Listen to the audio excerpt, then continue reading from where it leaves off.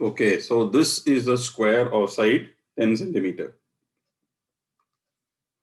And this is a tricky question. In many books, they have given it as higher order thinking skills, and we have to find out the shaded area. Okay, your friends must have given you these questions also, these type of questions. Some type are given in the textbook, but this is little difficult as compared to those.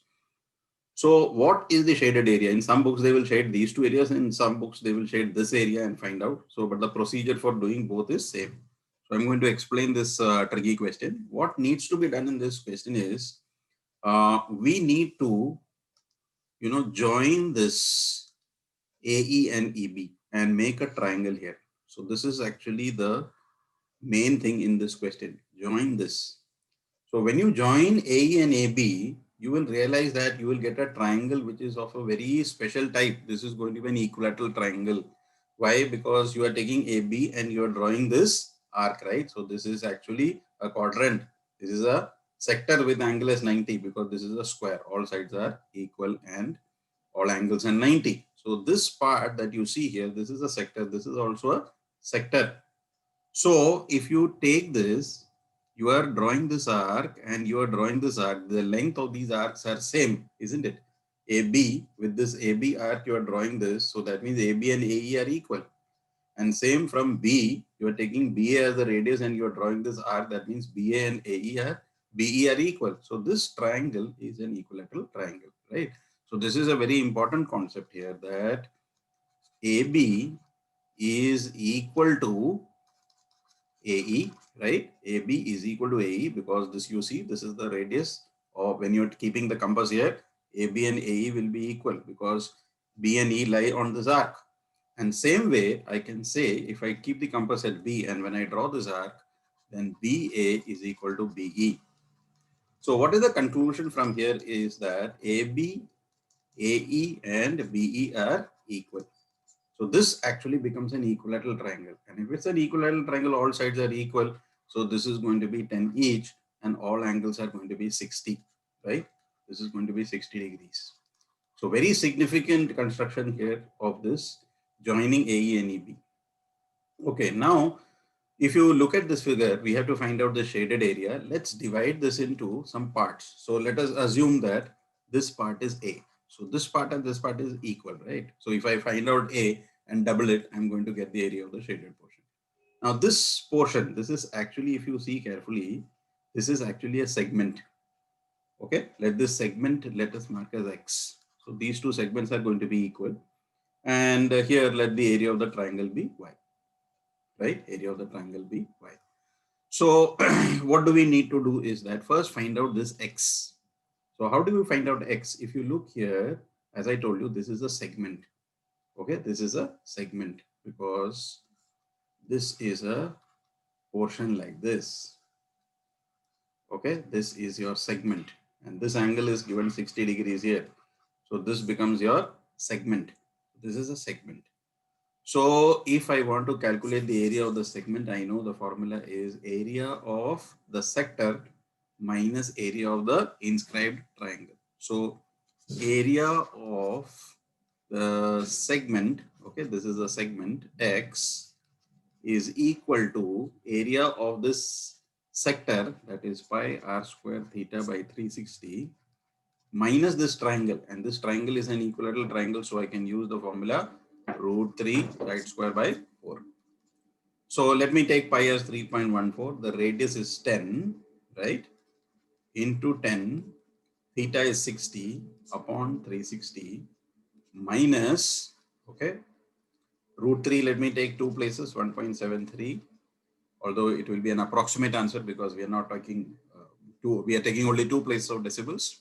Side is 10, so 10 into 10 upon 4.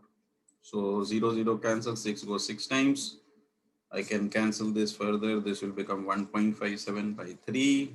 So this is 1.57 into 100, 157 by 3 minus, this is going to be 173 by 4. Okay, so when I calculate this, I am going to get here 52.33. Again, I'm doing approximation up to two places minus 4 for the 16 for 3.25. So 52.3. So approximately you will get this as about 9.08. This is, as I told you, this is approximate because I'm taking 2 place of decimal. If you are interested, you can take more place of decimal and get more accurate answers. So at the moment, I'm just explaining to you the process. So I'm taking 2 place of decimal. So 9.08. So this part is 9.08 and this part is 9.08. So we have found out this part, right? This is X.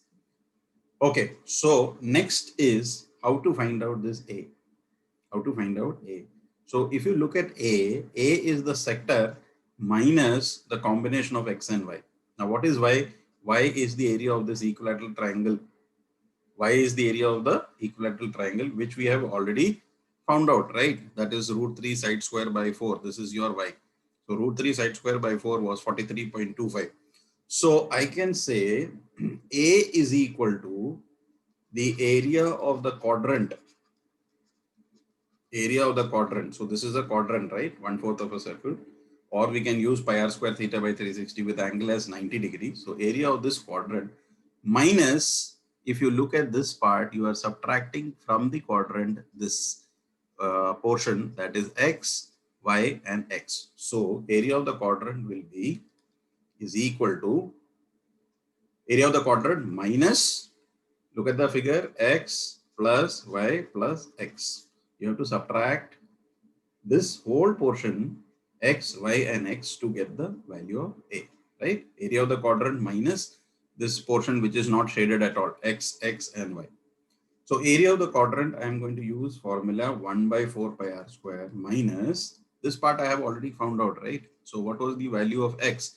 X value is 9.08 plus the value of Y, that is this part. This is your Y, root 3 side square by 4. I have already found out this as 43.25 plus X value 9.08. Okay. So I'm going to substitute this value 1/4. Again, I'm using 3.14. Radius is 10 square minus, I'm going to add all this. So we get 43.25 plus 9.08 plus 9.08. So 8 plus 8, 16 and 5, 21, 1, 2. And 2 plus 2 is 4. 18, 21, 1, 2, 61.41, right? 61.41. So what I have to do, I have to take out the area of the quadrant and subtract this unshaded portion. I'm going to get the value of A. So this, let me calculate, this will be 3.14 into 100, 314 by 4 minus 61.41. So when I divide this, I'm going to get 157 by 2. That is 78.5 minus 61.41. So I'm going to subtract this now. 78.5 minus 61.41. So I'm going to get 9071. 17.09. So 17.09 is the area of this portion A. Now there are two shaded portions, that is A and A here. So what I'm going to get, we are going to multiply this by 2. So 17.09 into 2, I'm going to get this. Now in some books, they will also shade depending on the shading. So whatever is asked, you can easily find out now that part, right? In some books, they will ask you, okay, these are the quadrants, find out this whole thing. So if it is the whole thing, then we'll have to do this. Sometimes they will ask you this part. So depending on what is asked, you will have to do the question accordingly.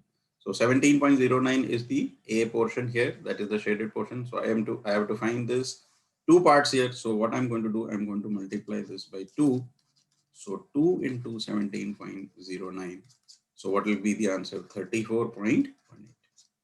And the unit is centimeter square. So 34.18 will be the area of these two shaded portion. So in case this portion was asked, you can easily find out that also now. If you are asked this portion, okay, you know the value of A. So 17.09, this is 17.09. You know the value of X. We have taken out the value of X here. Yeah, this is X. That is 9.08. And you have found out the value of Y, right? The value of y we have found out here as here. Yeah, this is 43.25. So you can add x, y, a, right? 2a, 2x and y we will add together and subtract it from the area of the full square. Area of the full square will be 100. So 100 minus all these parts. So if you want to find out, this part can be obtained if it is asked in the question. Approximately it will come about 4.8 or 4.9. You can try substituting the values and subtract it from 100. So if it is asked, it will come about 4.8 or 4.9. You can try that. So I hope this is clear. This is a little tricky question, so you'll have to follow each and every step. And now probably you can try it on your own and try to get all the parts.